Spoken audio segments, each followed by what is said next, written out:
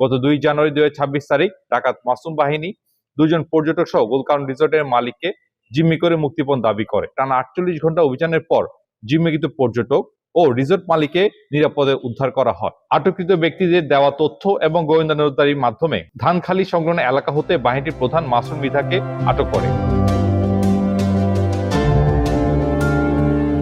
সুন্দরবন বিশ্বের সর্ববৃহৎ ম্যানগ্রোভ বন। বাংলাদেশের প্রাকৃতিক ভারসাম্য রক্ষা, জলবায়ু পরিবর্তনের বিরূপ প্রভাব মোকাবেলা, উপকূলীয় জনগোষ্ঠীর জীবিকা এবং পর্যটন শিল্পের বিকাশে সুন্দরবন অত্যন্ত গুরুত্বপূর্ণ ভূমিকা পালন করে আসছে।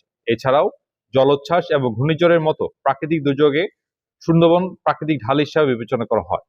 দীর্ঘদিন ধরে সুন্দরবনে কয়েকটি ডাকাত দল বনজ সম্পদ লুণ্ঠন, জেলে ও বন্যজীবীদের অপহরণ সহ নানাবিধ অপরাধমূলক কার্যক্রম করে আসছে। ডাকাত চক্রসমূহের কর্মকাণ্ডে পর্যটন শিল্প, বাস্তুসংস্থান এবং স্থানীয় জনগণের নিরাপত্তার উপর নেতিবাচক প্রভাব পড়ছে। কোস্টগার্ড তার দায়িত্বের অংশ হিসাবে সূচনা লগ্ন থেকে ডাকাতের বিরুদ্ধে অপারেশন পরিচালনা করে আসছে। গত 2 জানুয়ারি 2026 তারিখ শুক্রবার সুন্দরবনে গোলকানুন রিসোর্ট হতে কানুরখাল সংলগ্ন এলাকায় কাঠের বোট যোগে ভ্রমণকালে ডাকাত মাসুম বাহিনী দুজন পর্যটক সহ গোলকানুন রিসোর্টের মালিককে জিম্মি করে মুক্তিপণ দাবি করে।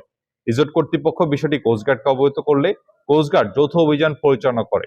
গোয়েন্দা তথ্য, ড্রোন নজরদারি এবং ফিনান্সিয়াল ট্রেসিং ব্যবহার করে টানা 48 ঘন্টা অভিযানের পর জিম্মিকৃত পর্যটক ও রিসোর্ট মালিককে নিরাপদে উদ্ধার করা হয়। ডাকাত চক্রের সদস্য কুদ্দুস হালদার, মোহাম্মদ সালাম বক্স, মেহেদি হাসান, আলম মাতব্বর, অয়ন কুন্ডু, মোহাম্মদ ইফাজ ফকির, জয়নব বিবি, মোসাম্মদ মৃধা কে সুন্দরবনের দাকুব এবং খুলনার বিভিন্ন এলাকা থেকে আটক করে দাকুব থানায় হস্তান্তর করা হয়।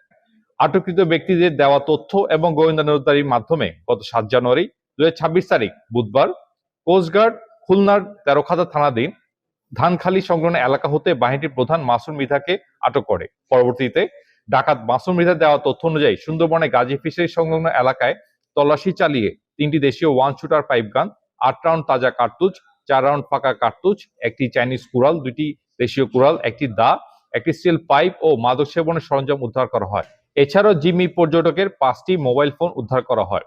আটককৃত ডাকাত এবং জব্দকৃত আলামতের পরবর্তী আইনানুগ ব্যবস্থা গ্রহণের কার্যক্রম প্রক্রিয়াধীন রয়েছে। বাংলাদেশ কোস্টগার্ড সুন্দরবনের সার্বিক নিরাপত্তা, বনজ সম্পদ সংরক্ষণ, জেলে ও বন্যজীবীদের নিরাপদ কর্মপরিবেশ নিশ্চিতকরণ এবং পর্যটন বান্ধব পরিবেশ বজায় রাখতে ভবিষ্যতে নিয়মিত ও বিশেষ অভিযান পরিচালনা অব্যাহত রাখবে।